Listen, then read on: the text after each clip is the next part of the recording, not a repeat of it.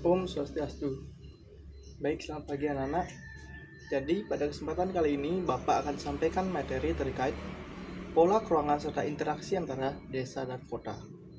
Nah, materi ini merupakan materi bab 2, yang dimana terdapat 3 subbab. Yang pertama yaitu ada pola keruangan desa, yang kedua ada pola keruangan kota, dan yang ketiga ada pola interaksi antara desa dan kota. Nah, jadi yang pertama kita akan pelajari yaitu tentang pola keruangan desa. Baik anak-anak, sekarang kita akan lanjutkan ke dalam materi pola keruangan desa. Nah, mungkin kita sudah fasih mendengar kata desa, bahkan sebagian orang tinggal di desa. Namun, tidak banyak orang yang tahu apa sih definisi dari desa itu sendiri. Secara etimologi, desa berasal dari bahasa Sanskerta, yaitu dari kata desi yang artinya tanah kelahiran atau tanah tumpah darah. Nah, banyak definisi-definisi yang muncul dari desa, termasuk Undang-Undang Nomor 22 Tahun 1999, bahwa desa merupakan kesatuan masyarakat hukum yang memiliki kewenangan untuk mengatur dan mengurus kepentingan masyarakat secara adat istiadat. Nah, di sini tekanannya yaitu ada di adat istiadat. Desa lebih mengutamakan adat istiadat. Banyak definisi dari beberapa ahli, yaitu ada dari SD Misra. Nah, suatu wilayah dapat disebut desa jika memiliki luas 50-1000 hektar dan daerahnya masih merupakan daerah yang agraris. Jadi dominannya di sini adalah daerah agraris, yaitu di mana daerah ini merupakan daerah sekumpulan daerah yang masih mengutamakan di bidang pertanian. Nah, daerah ini desa menurut SD Misra itu mengutamakan pertanian. Jika suatu wilayah sudah mengutamakan pertanian, berarti wilayah tersebut termasuk wilayah desa. Dari definisi yang sudah kita pahami bersama, nah, dapat kita simpulkan bahwa desa lebih ke sifat alamiah dan sifat sosiokultural. Baik, desa tidak semerta-merta yaitu muncul begitu saja, langsung ada begitu saja. Nah, desa muncul karena ada beberapa unsur yang terdapat di dalamnya. Ada 3 unsur yang menjadikan wilayah itu menjadi sebuah desa. Yang pertama ada daerah. Nah, daerah merupakan wilayah di permukaan bumi. Nah, di sini terdapat batasan administrasi atau permukiman dan lain-lainnya. Inilah yang unsur utama yang membentuk desa, karena tanpa adanya daerah, desa tidak akan terbentuk. Kedua yaitu adanya penduduk. Nah, berdasarkan definisi dari UU nomor 22 tahun 1999 yaitu menyatakan bahwa desa adalah kesatuan dari masyarakat hukum. Nah, dari hal itu kita ketahui bahwa desa tidak dapat terbentuk tanpa adanya penduduk. Nah, desa juga memiliki ciri unik di masyarakatnya, di mana ciri-ciri dari masyarakat desa yaitu pertama, sistem kehidupan di desa masih bersifat kekeluargaan atau paguyuban. Yang kedua yaitu masyarakat di desa memiliki mata pencarian dominan homogen. Nah, homogen yang dimaksud adalah dominan sama pekerjaannya, yaitu di bidang pertanian. Yang ketiga, mempunyai hubungan yang sangat erat antara sesama penduduk desa. Dan yang terakhir yaitu penduduk desa lebih menganut adat istiadat yang kental. Nah, itulah ciri-ciri dari masyarakat desa. Dan unsur yang ketiga dan terakhir ini yang bentuk sebuah desa yaitu tata kehidupan di desa. Nah, tata kehidupan di desa yaitu yang sifat kekeluargaan, gotong royong, itulah yang membentuk desa. Karena ciri utama dari desa yaitu karena tata kehidupannya yang lebih alamiah dan kekeluargaan serta gotong royong. Selanjutnya kita akan bahas tentang potensi desa. Nah, desa ini juga memiliki potensi, yaitu ada dua potensi yang dimiliki desa. Yang pertama ada potensi fisik. Nah, potensi fisik ini menyangkut seperti tanah, air, iklim, dan yang lainnya. Nah, potensi-potensi yang ada di desa seperti tanah. Nah, tanah di desa ini sangat subur, sehingga berpotensi untuk di bidang pertanian. Yang kedua yaitu sumber air yang masih banyak desa, sehingga dapat dimanfaatkan sebaik mungkin oleh masyarakat di desa. Iklim. Nah, tentunya iklim sangat berpengaruh terhadap pertanian yang ada di desa, sehingga iklim menjadi potensi dari desa ini karena sangat mempengaruhi pertanian. Nah, kondisi non-fisik. Potensi non-fisik yaitu seperti kebiasaan dari masyarakat desa. Nah, kebiasaan inilah yang membentuk budaya-budaya dalam masyarakat desa. Sehingga potensi ini dapat dikembangkan menjadi beberapa, contohnya seperti desa wisata. Itu contoh dari pengembangan potensi non-fisik dari potensi desa. Fungsi desa bagi kota. Nah, desa memiliki peran yang sentral bagi kota. Yang pertama yaitu sebagai pemasok bahan mentah bagi kota. Nah, perlu kita ketahui bahwa desa merupakan sumber dari pertanian. Sehingga hasil dari pertanian seperti karet, padi, gandum itu akan dibawa ke kota untuk diolah.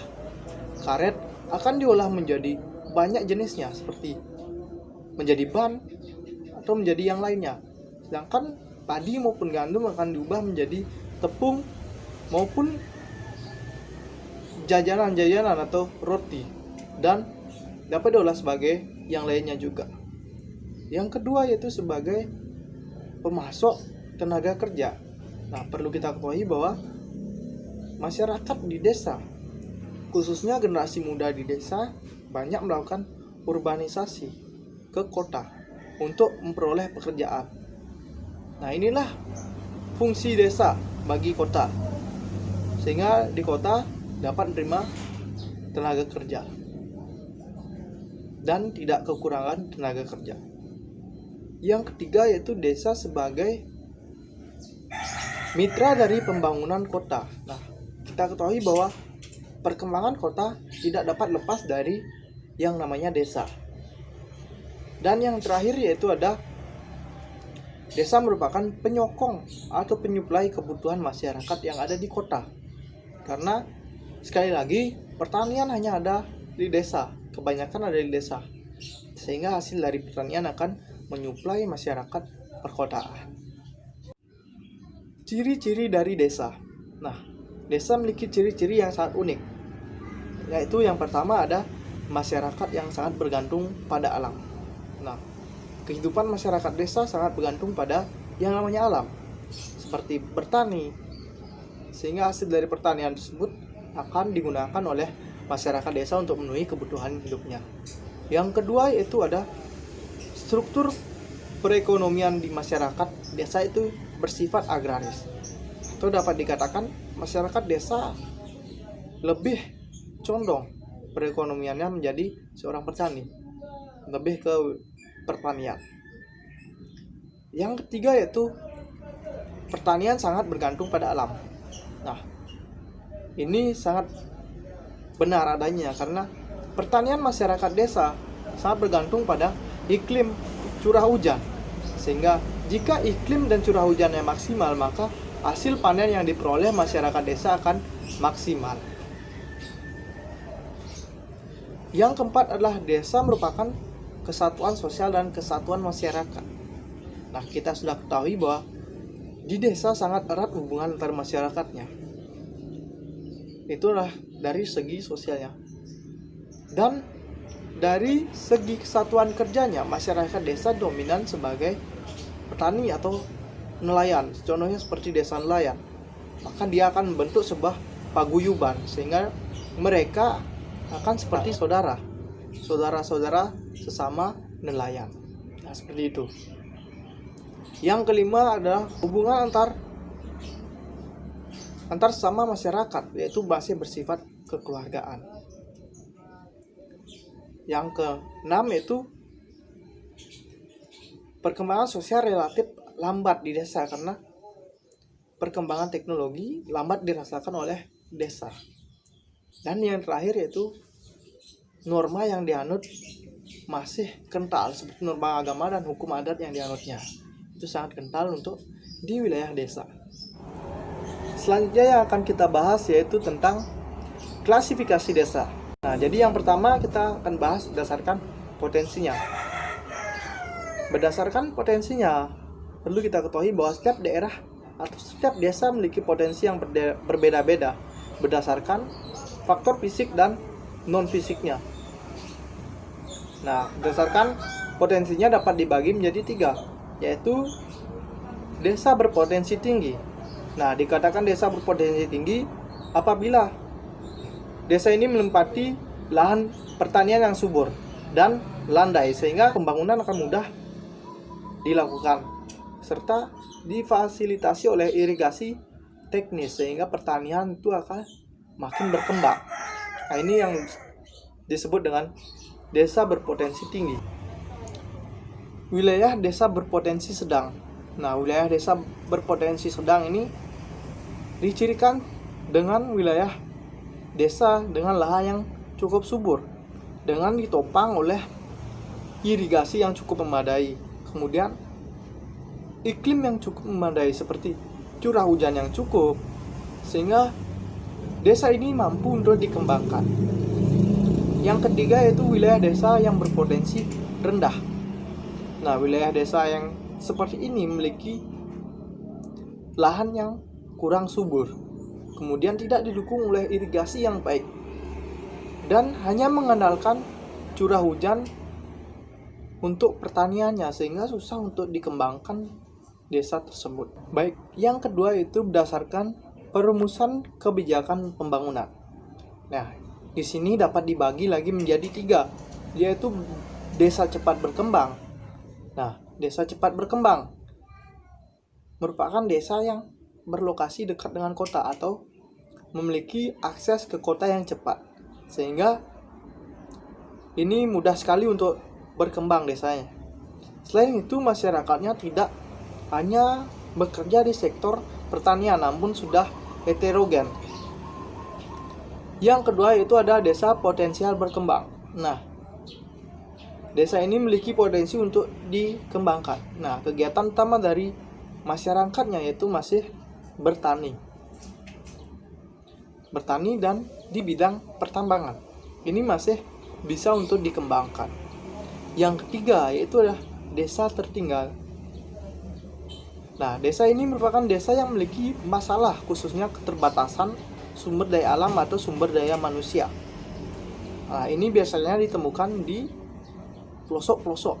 Karena selain itu, yang membuat desa ini tertinggal karena akses menuju kota yang sangat jauh dan susah, dan hanya memiliki akses menuju desa sebelah, sehingga ini susah untuk dikembangkan, sehingga dapat dikatakan desa ini sebagai desa yang tertinggal. Baik, yang ketiga yaitu klasifikasi berdasarkan mata pencariannya. Nah, yang pertama yaitu ada desa pertanian.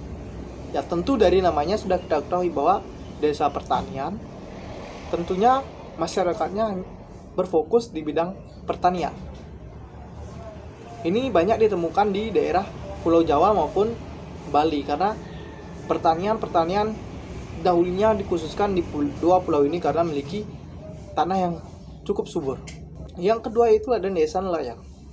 Tentunya dari namanya kita ketahui bahwa desa ini dominan masyarakat yang bermata pencarian sebagai nelayan. Yang ketiga yaitu desa industri.